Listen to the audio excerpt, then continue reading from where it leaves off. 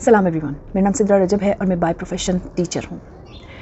आज का वीडियो थोड़ा सा लॉन्ग हो सकता है। उसकी वजह यह है कि आज मैं अपनी पर्सनल लाइफ के चंद एक पेजेस आपके सामने रखूँगी जिससे शायद किसी को फ़ायदा हो जाए। मैं बहुत छोटी थी जब मैंने फ्रेंडशिप को अंडरस्टैंड करना शुरू किया। मेरे अंदर एक ख्वाहिश थी टू मेक फ्रेंड्स और मुझे लगता था ये बहुत अच्छी चीज़ है, यानी एक गुड और एक बैड ऐसे ही हम चूज़ करते हैं। So I chose it as a good thing. मेरा स्कूल 3 दफ़ा चेंज किया गया, इसलिए मेरे दोस्त भी बड़ी जल्दी से बिछड़ जाते थे, लेकिन आई गॉट इन्वॉल्व अलॉट। मेरी ये हैबिट थी कि मैं बहुत ज़्यादा इन्वॉल्व हो जाती थी और लड़कियों का जो क्राइटेरिया होता है फ्रेंडशिप का वो लड़कों से काफ़ी डिफरेंट होता है। सो ये कहा जा सकता है कि मैं कंजर्वेटिव फैमिली से ताल्लुक़ रखती थी and I was ordered to make a distance with friends. So naturally I was careful at one side. थोड़ा बहुत हर्ट भी कह सकते हैं कि मैं उतना ओपनली अपनी फ्रेंड्स के साथ मिलजुल नहीं सकती जितना मेरी फ्रेंड्स अलोड हैं मिलने जुलने के लिए। चंद बड़े चेंजेस जो मुझे लगता है इंसान की ज़िंदगी में आते हैं, उनमें से ही बहुत बड़े चेंजेस में से एक चेंज ये था कि मैं मास्टर्स कर गई। उसकी क्लास में पहुंची, उसके कोर्स में एक पूरी किताब लव, एक पूरी किताब जेलसी, एक पूरी किताब friendship, unanswered hidden questions, religion, hate, life, ये सारे टॉपिक्स को देखते देखते देखते देखते दिमाग ऐसे लगता था जैसे 180 की स्पीड पे दौड़ रहा है। लेकिन उस टाइम पे चूँकि ये सब कुछ भी डाइजेस्ट करना था, किताब को भी फुलफ़िल करना था, उसकी नीड्स जो है उनको भी पूरा करना था, पास आउट भी करना था, तो एक रेस थी जिसमें मैं दौड़ती चली गई, लेकिन मेरे अंदर वो सब चीज़ें घर बनाती गईं। कुछ दोस्त ऐसे हैं जो एवरग्रीन हैं, जब भी मिलेंगे दिल में ठंडी हवा चलेगी और वो आज भी मेरे साथ हैं।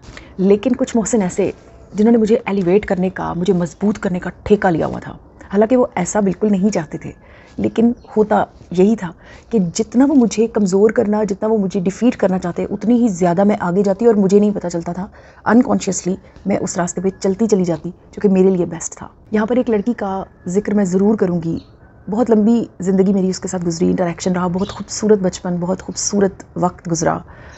लेकिन चंद चीज़ें जो मेरे दिमाग के माले से खाली थीं, जो बिल्कुल मुझे नहीं समझ में आती थी, वो मुझे उसने समझाई। मैंने एज़ यूजुअल फ़ैसला किया मास्टर्स करने का और सबसे पहले उसे अपने फ़ैसले में शामिल किया। And I found her restless. I was criticized by my father and he forbade me to do masters. उसको जब मैंने ये इन्फॉर्म कर दिया कि मैं कर रही हूँ, मैं नहीं रुकूंगी, तो शी स्टार्टेड फैसिलिटेटिंग मी। अब उस फैसिलिटी में क्या क्या है, ये सारी चीज़ें ना बताने से भी गुजारा होता है, लेकिन हमारे इर्द गिर्द ही ये सारे लोग मौजूद होते हैं जिन्हें पहचानने में हम गलती कर रहे होते हैं और किसी हद तक नुकसान उठाते हैं, लेकिन अल्टीमेटली नुकसान नहीं होता, फ़ायदा होता है। क्योंकि जितने भी साल गुजर जाएं, अल्टीमेटली हमें फ़ायदा ही मिलेगा। किसी भी अननेचुरल सिचुएशन को जब हम वैनिश करने में कामयाब हो जाएंगे, या किसी के भी एक अनवांटेड ऑर्बिट से जब हम जंप आउट कर जाएंगे, then it would be significant. So back to the point, she started giving me money for the academy, क्योंकि अकेडमी के बगैर तो ये मुमकिन नहीं था। और उसने मेरा उस अकेडमी में एडमिशन किया रहने दिया। In fact we both started going to that academy, जहाँ पर पढ़ाई नहीं होती थी और उसकी एक ही फेम थी कि यहाँ पर बच्चे फेल होते हैं। लेकिन चूँकि वो बंदा बहुत बड़ा था और टीचर बहुत बड़ा था, तो इस वजह से बच्चे जी उसका नाम सुन के आते।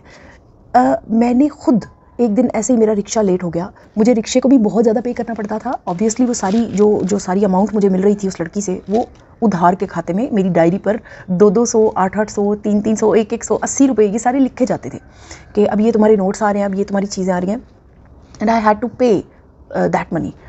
तो एक दिन ऐसे ही मेरा रिक्शा लेट हुआ, तो इत्तेफाक से मैं उस अकेडमी में चली गई जहाँ पर वो पढ़ रही थी। And I was shocked to see the class, the mob, and I sat there, I started listening. Teacher was highly qualified and that was a practical side of studies. वहाँ पर काम हो रहा था, वहाँ पर थ्योरी, फिक्शन, बातचीत, conversations था, वहाँ पर सिर्फ काम हो रहा था।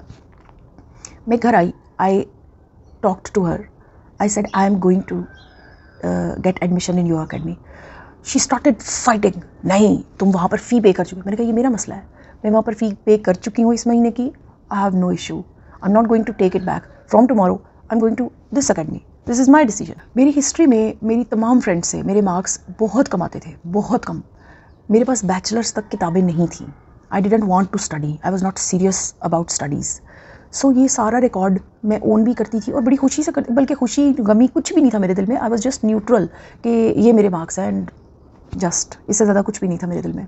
और इस बात का घर के बड़े बहुत ज़्यादा जिक्र करते कि ये बिना पढ़े पास होती है और हमारे बच्चे जो है वो बहुत पढ़ के भी इतने से नंबर लेते हैं।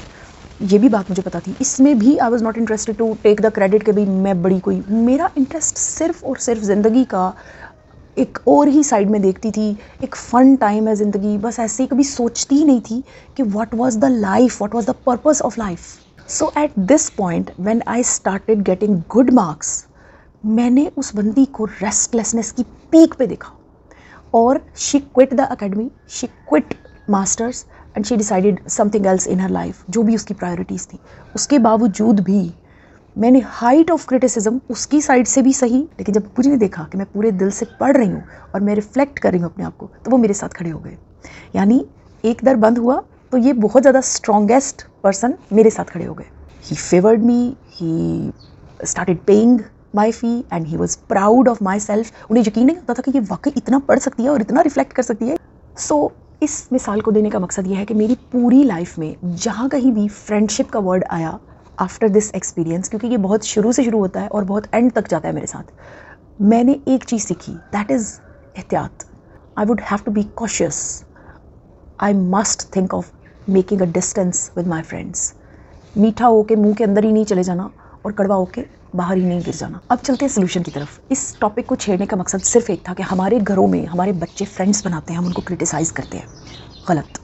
हमारे घरों में बच्चे फ्रेंड्स बनाकर गलत रास्तों पे निकल जाते हैं। रीज़न, घर के अंदर दोस्त नहीं है, और जो घर के अंदर दोस्त हैं अगर वो सिबलिंग्स हैं तो पेरेंट्स की ये ड्यूटी है। अब वो पेरेंट्स कौन से हैं, I am really sorry to say, वो जो क्रिटिक्स हैं या वो पेरेंट्स हैं, ये सारी एक उलझी हुई एक गट्ठी है। इसको सुलझाने के लिए जो शख्स भी चेंज होना चाहता है उसे ही स्टेप अप करना होगा। अगर आप और मैं ये सोचते रहेंगे कि हमारे पेरेंट्स स्टेप 1 लेंगे, हमारे सिबलिंग्स स्टेप 1 लेंगे, हमारे फ्रेंड्स हमारे लिए, ऐसा कुछ भी नहीं होगा हमारी लाइफ में। हम लोग अपना वक्त ज़ाया करेंगे और अपने आप को मज़ीद वीकन करते चले जाएंगे। So my humble opinion is that a friend is always standing with you.